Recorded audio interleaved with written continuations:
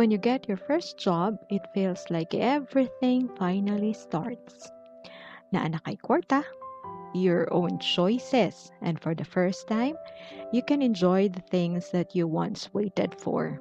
But today, let's talk about something just as important. Why do we really need to save? First, savings equals emergency protection. Ang kinabuhi, dili na to matagna. Na ay masakit sa pamilya, family emergencies. Pwede ka mawadan ng trabaho, delayed salary, or contract ending. Ug naa kay savings, you don't need to panic. You can make decisions calmly. And most importantly, dili ka kinahanglan mangutang. Savings is not just for bad days. It's for your peace of mind. Savings help you reach dreams you once paused.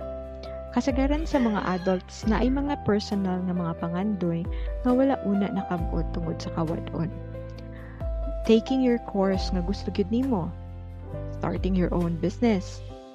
Gusto ka mag-change of career or to move to other place for better opportunities, and that is something hard to achieve ug wa kay pundo.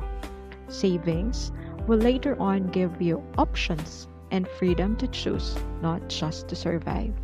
Savings prepare you for major life changes. Sa kinabuhi, usahay na ay mga kausaban, gustuhon man nato or dili. If ever maminyo ka or imong igsuon, syempre mugasto ka sa kasal. If ever magkaanak ka, mugasto ka sa hospitalization, sa tanang needs sa baby, o sa pagpadako sa baby, mahimo kang breadwinner sa pamilya. With savings, ang kausaban mahimong less stressful. O with savings, you won't feel trapped in situations you have outgrown. Savings for education of siblings or family support.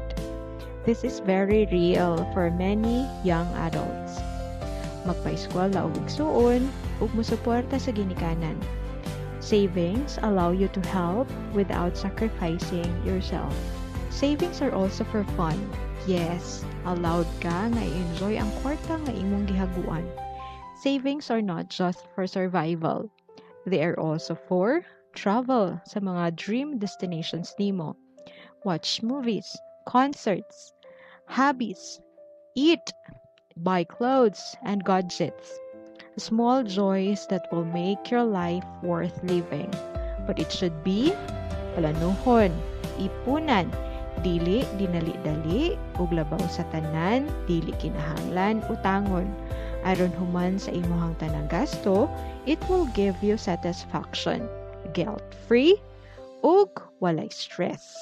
Savings doesn't mean you are depriving yourself. It means you are choosing yourself, your future, your dreams, and your peace. You save not because you have extra, but because your future deserves it.